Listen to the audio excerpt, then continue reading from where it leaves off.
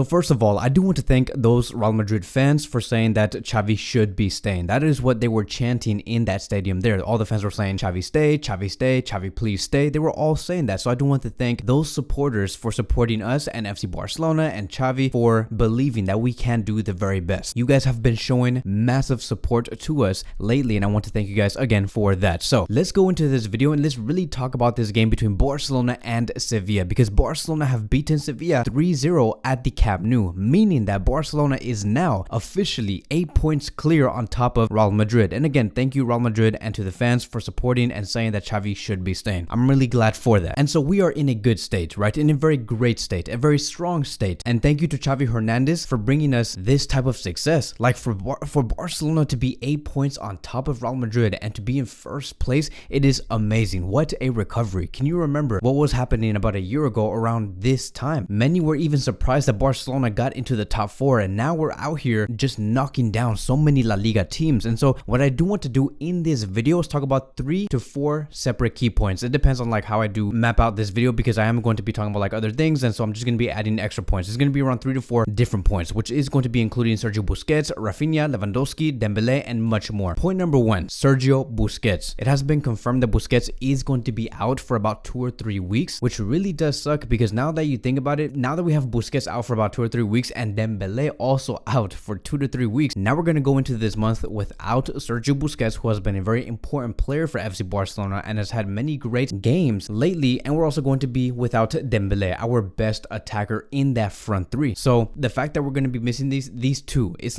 reminding me of what happened back in October and November when we did lose Araujo, we lost Koundé, we lost Christensen, and it came to a point where like Alejandro Balde had to play as a right back. And Javi Miguel has also just reported that Sergio Busquets is in serious doubt to be available for the game against Manchester United. So we have to be very careful, because again, we know what happened last time we experienced this many critical injuries, and Barcelona have to be ready. If it's not going to be Sergio Busquets, it has to be someone like Frenkie de Jong. If it's not going to be Dembele, it has to be someone like Raphinha to step up. And this is the best news of all of this, right? Now that we have watched this game, I feel like even without Busquets and without Dembele, Barcelona can be okay, because in terms of Frenkie replacing Busquets, we saw what Frenkie did against Sevilla. Frenkie against Sevilla was amazing. He had 15 passes into the final third, 3 out of 4 long balls completed, and had a total of 5 recoveries. And this is again Frenkie replacing Sergio Busquets completely, acting as almost a lone pivot. This is a player that has shown that he's always ready to receive the ball. When a player like Pedri or Gavi is being pressed, he's always going to be waiting behind them. And then when it comes to like Ter Stegen looking for an outlet and looking for a player to pass it to when he has the ball, Frenkie de Jong is always available between Christensen and Araujo. So Frenkie has been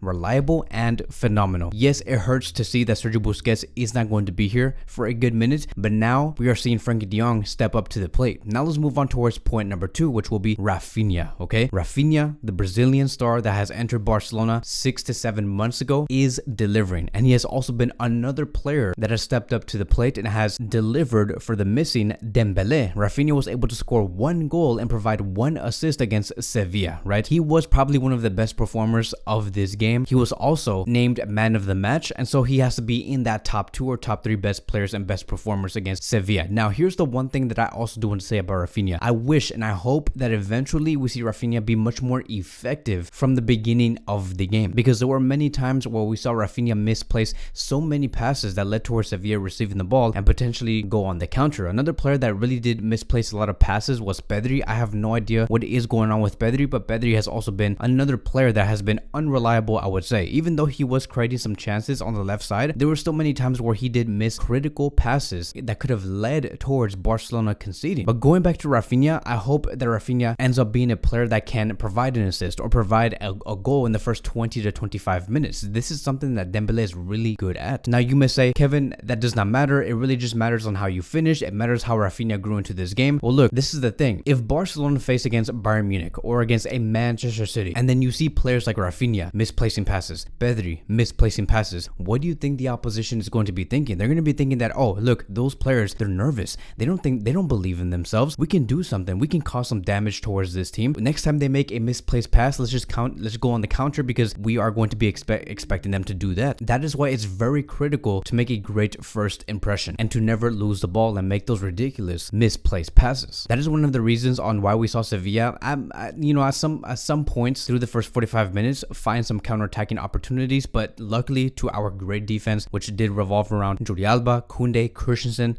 Araujo, and they were able to just lock down whatever Sevilla were trying to do. Now, like I have said, Raphinha did actually grow into this game where it was enough to take down Sevilla and score the 3 goals. He made an amazing assist to Jordi Alba. Jordi Alba found the goal. He was so excited. He was like, no way did I just score that, right? It was a phenomenal moment. And then we saw Frenkie de Jong make a ridiculous, right? An amazing long pass over the Sevilla defense. Jordi Alba receives the ball. He makes a cross into the box and Raphinha just taps it in. And then there you go. Raphinha ended up scoring 1 goal and provided 1 assist. It was a very Barca-like type of goal. And especially going back to Frenkie de Jong, right? Him playing as that pivot and distributing those long passes, no other player can do that. And if we assess all of the goals, Kessie made a Iniesta type of pass or like a Messi type of pass because we saw like 4 or 5 players try to get on Kessie, but Kessie made a slick pass to Gavi where it led towards Gavi scoring the goal. If you think about it, right? Kessie, Jordi Alba, Raphinha, these 3 players that contributed to Barcelona scoring the 3 goals, these are players that are not starters under Xavi Hernández, but they came in here and they were able to deliver. And we do have to thank Xavi Hernández for that. One of the reasons on why Raphinha really struggled to flourish in the first 45 minutes is because Sevilla were very compact in their side, right? They had a very low block and Barcelona had a very tough time trying to get through that defense.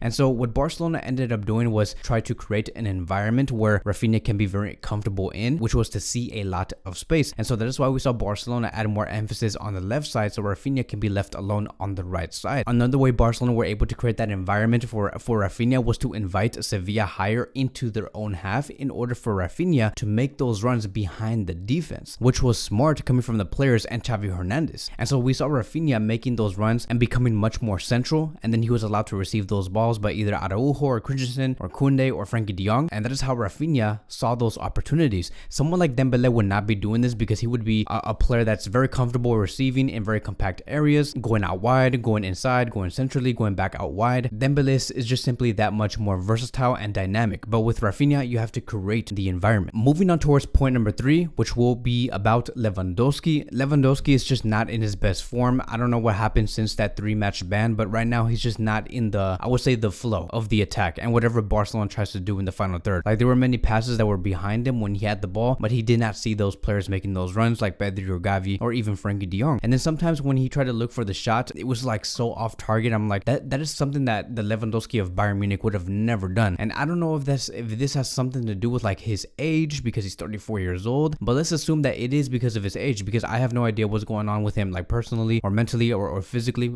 Again, we have no idea why he's in this form, but let's just assume it's his age. Well, one thing that Barcelona could do is by switching his training that best suits him so he can correspond in the very best way when the actual match days are here. Another thing that Xavi Hernández and Barcelona should be doing for the future is to look for a future number 9 immediately, because that situation of our striker Lewandowski not being able to cope with the flow of the attack, it really does harm FC Barcelona. And so this is another reason why I really wished that we had someone like Aubameyang and that he was able to return back in that January transfer window. But because of Javier Tebas, because of what he was trying to do, he had different plans. He was trying to compress every La Liga team and especially FC Barcelona. We were not able to bring in Aubameyang, unfortunately, but he would have been a great short-term solution. Moving on towards point number 4, and that is this. I want to end it on a great note. Barcelona is a real team. Like, we have completely moved on from Barcelona being disorganized and lazy, not wanting to press. I'm confident about this team because of many reasons. Because of that defensive line that we have, I'm confident every time a counter attack is going against us, we can take care of that. I'm also very confident every time a player replaces a different player, whether it's Raphinha replacing Dembele or Ansu Fati replacing Ferran Torres or Ferran Torres replacing Lewandowski or Kessie replacing Frenkie de Jong or Frenkie de Jong replacing Gavi or Alejandro Balde replacing Jordi Alba or Jordi Alba replacing Alejandro Balde. I'm very confident in all of these players. I'm also very confident when Barcelona tries to get the ball immediately, they can do that. We are definitely going into the era of Xavi Hernández. Like, this is an era where Barcelona is going to be seeing so many clean sheets. We're going to be winning the league by many points, right? A huge gap. Right now, Barcelona has an 8-point gap. And we're entering an era where we're going to be seeing Barcelona face those difficult games where we have to play a very ugly game and the team is playing very ugly sometimes. But in the end, Barcelona is able and managed to get a win and get the full 3 points or go into the next round. We saw this under Pep Guardiola. Like, yes, we saw Pep have beautiful games many times, but there were also many times where there were many ugly matches and it was very rough to get through, but we still managed to get the 3 points. This is exactly what we are seeing under Xavi Hernández. And the only reason why Xavi's able to do this and bring results like this is because this squad is relentless. relentless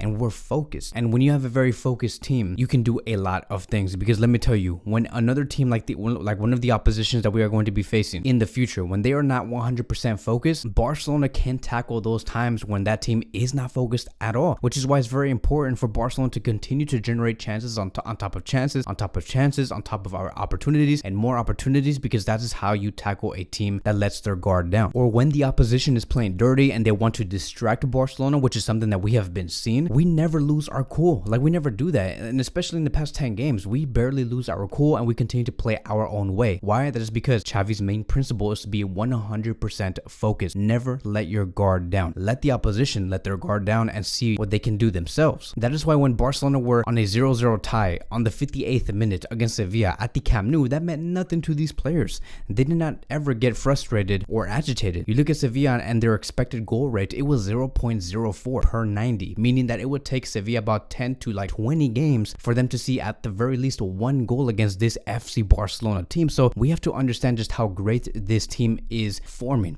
And we're not even 80% complete. I think that what we're currently seeing is 60% of what Xavi Hernández wants to see from this Barcelona team. Can you imagine what this Barcelona team could be when they're 110%? It would truly be a dynasty. So that is it, right? That is going to be wrapping up today's video, and I will see you guys in the next one.